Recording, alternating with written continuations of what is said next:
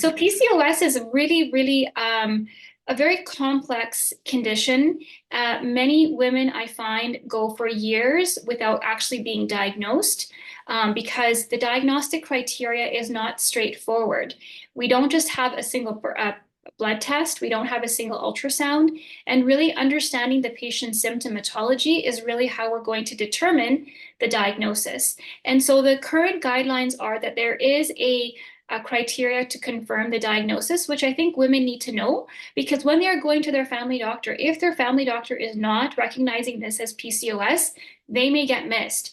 And so the Rotterdam criteria includes 2 of 3 criteria. So if you meet 2 out of the 3 following criteria, you will be diagnosed with polycystic ovarian syndrome. The first one is anovulation or irregular periods.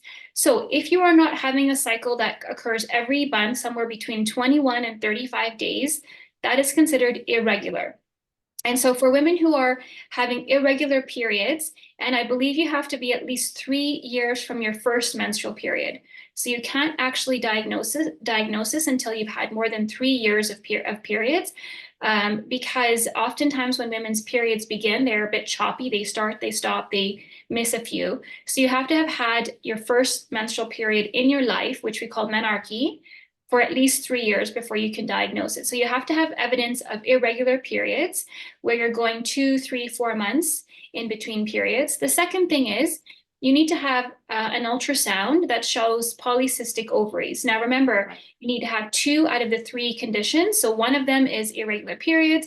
The second one is a transvaginal pelvic ultrasound that is actually showing polycystic ovaries, and we're looking for about 20 follicles at minimum on one ovary. So if you have an ultrasound and there's 1 or 2 or 3 cysts, that is not considered diagnostic. You need to have a minimum of 20 follicles. The third criteria is symptoms of hyperandrogenism. So symptoms of elevated androgen, which can present differently for different women.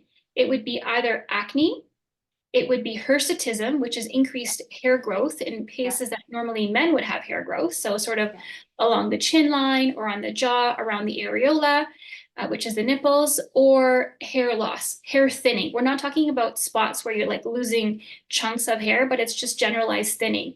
So if you have 2 out of those 3 criteria, that is a diagnosis of polycystic ovarian syndrome. And why is this important?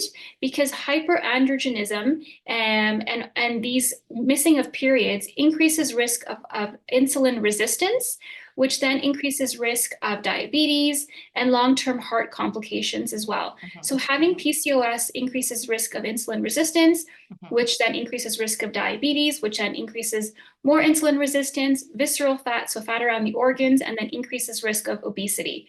So there's a lot of risk factors of having PCOS, and the earlier we diagnose it, the better we will be able to support a patient throughout her life at the different stages, because PCOS patients often have more difficulties getting pregnant.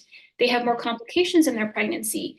They may have more issues with breast development and may not be producing breast milk when they're breastfeeding, and then also can translate into higher risk factors into midlife as well.